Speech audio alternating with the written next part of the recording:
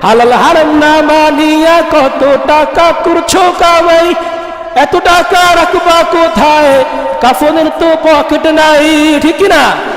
হালাল হারাম না মানিয়া কত টাকা করছো কামাই, এত টাকা রাখবা কোথায়, কাফনের তো পকেট নাই।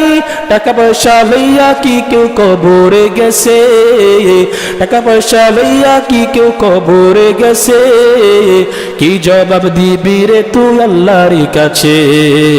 ওরে মানুষ সব বেহুশ দুনিয়ার পিছে, কি জবাব দিবি রে তুই আল্লাহর কাছে?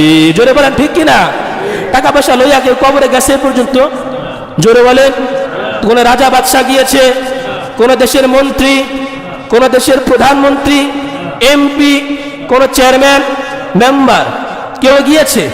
কোন ধনী কেউ যায় নাই। তাহলে টাকা পয়সা আপনি হারাম পন্থা উপার্জন করে কি লাভ?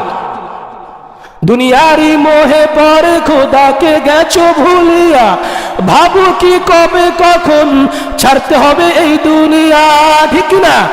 দুনিয়ার মোহে পরে আপনি আল্লাহকে ভুলে যাবেন। আপনার যে কোনো সময় মৃত্যু আসতে পারে, সেই কথার চিন্তার সুযোগ আছে?